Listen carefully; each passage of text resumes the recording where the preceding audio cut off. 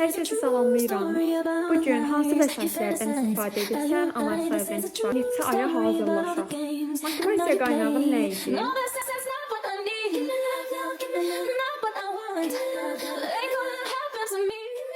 Hər kəsi salamlayıram. Bu gün Respublika fən olimpiyadalarında tarix fənni üzrə iştirak edəcək olan şagirdlərə dəstək məqsədi ilə video çəkirik, onların suallarını cavablayırıq.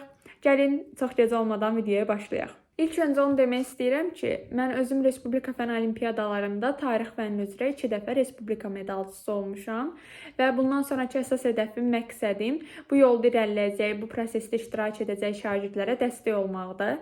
Bunun üçün həmçinin özüm də Telegram kanalı yaratmışam. Gündəlik olaraq burada qeydlər paylaşıram, xəritə şəkilləri paylaşıram və s.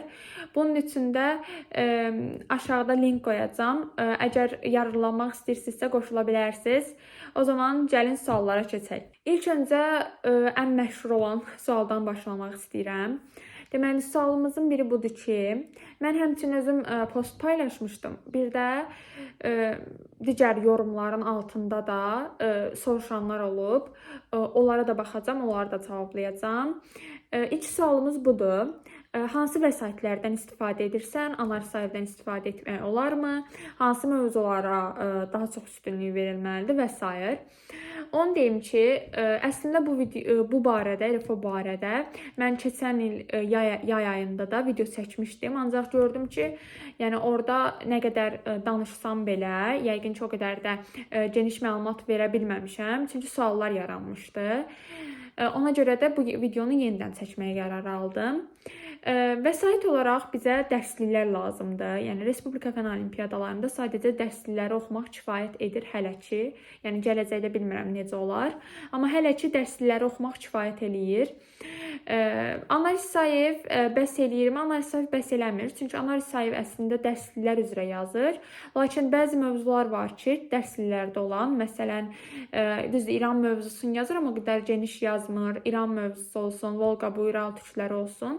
Hətta 8-ci sinifin deyərdim ilk 6 mövzusu, ilk 5 mövzusu var ki, onlar analiz sahədə qeyd olunmur. Çünki Analiz Sayev abituriyent hazırlığı üçün hazırlanmış bir kitabdır və abituriyentlərə də blok imtahanlarına da o mövzular düşmədiyi üçün Analiz Sayevdə kitabına salmır həmin mövzunu. Amma bizə olimpiyadaya xüsusilə, hətta digər sualı da cavablayım, hansı mövzulara üstünlük verilməlidir? Xüsusilə də qəbula düşməyən mövzulara üstünlük verilir. Çünki yəni onlar qəbula salmadıqları üçün RFO-ya salırlar bu mövzuları və ona görə də analiz Sayev bəzən bəs etmir, dərsliklərdən oxumaq lazımdır və belə deyim, AYG, yəni aşağı yaş qrupu üzrə qatılanlar 6, 7, 8, 9-cu sinif dərsliklərini, yuxarı yaş qrupu YYG üzrə qatılanlar isə həmçinin 10-cu və 11-ci sinif dərsliklərini oxumalıdır. Bundan əlavə ortaq türk tarixi, Qarabağ tarixi, Zəfər tarixi dərslikləri və həmçinin proqramda var, hələ ki salınmayıb, ancaq konstitusiya oxunmalıdır. Bir də konstitusiya demişkən bir sual var idi. Niyə konstitusiya oxunmalıdır? Yəni biz niyə konstitusiyanı bilməliyik? Bu mənim də maraqlıdır. Yəni proqramda var, ona görə oxunmalıdır. Hələ ki düşməyib.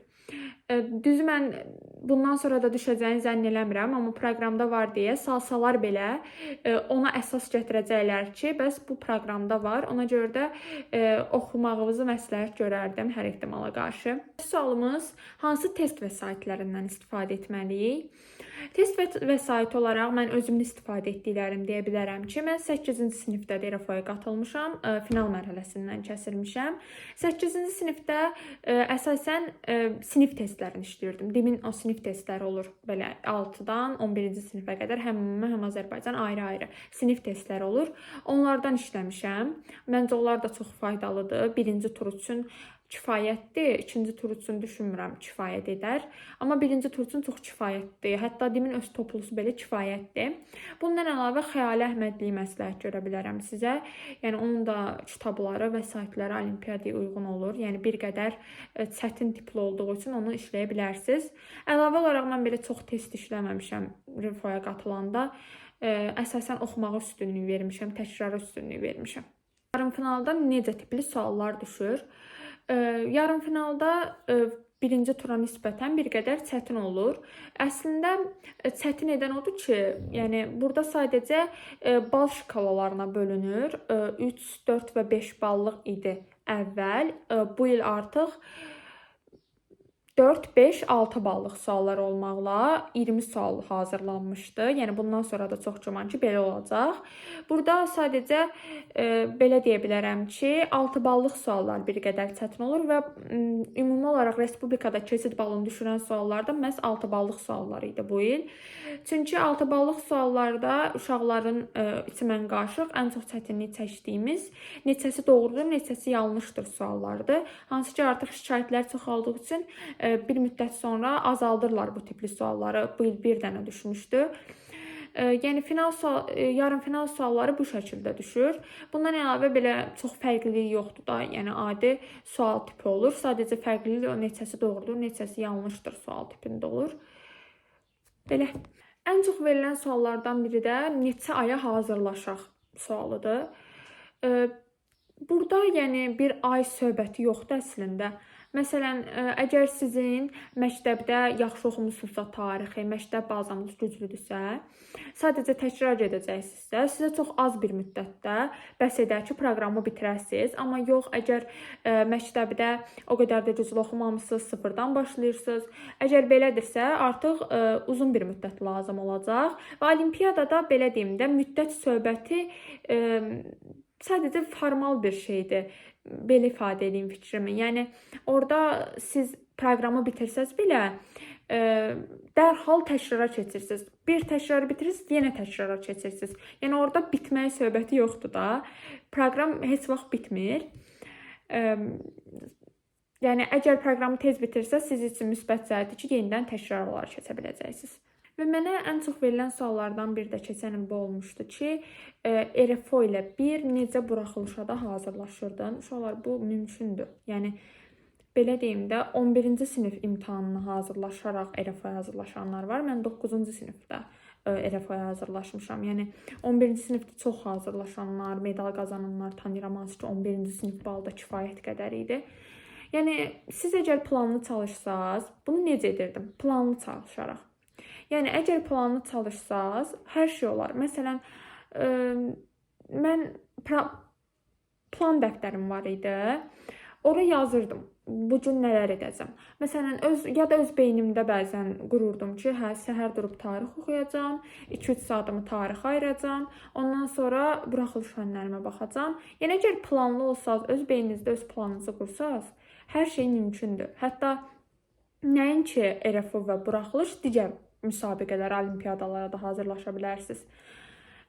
Və mən məsələn daha çox RFO-ya üstünlük verirdim. Çalışırdım ikisinə də eyni qədər vaxt ayırım, amma mənim üçün RFO daha önəmli idi. Məsələn, buraxılışda sadəcə deyirdim ki, qırmızı attestatım olsun. Hər hansı bir çox da yüksək bir bal hədəfi müəyyənləşdirməmişdim. Motivasiya qaynağım nə idi?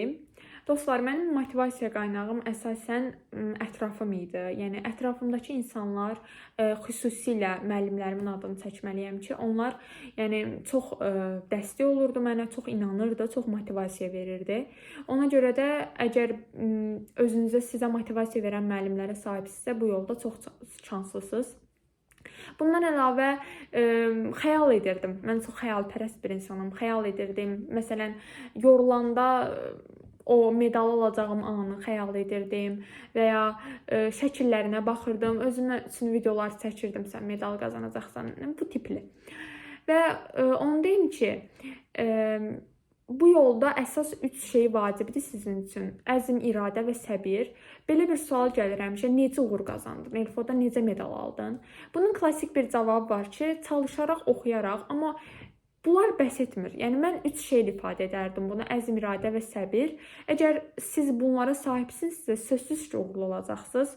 Yəni, bəlkə də uğurlu olmasaz belə, o 3 şey sizdə varsa, mütləq ki, hər hansı bir sahədə nə zaman kisə uğurlu olacaqsınız, bu sözsüzdür.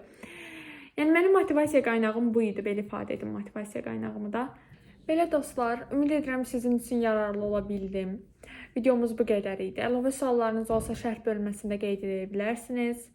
Hər kəsə uğurlar arzulayıram. Ümid edirəm videoda danışdıqlarımdan faydalanacaqsınız. Hər birinizə yenidən uğurlar arzulayıram. Sağ olun. Happens to me. Give me love, love, give me love, love, love, give me love, give me love, love, love, love, love. I'll play the villain if you need me to.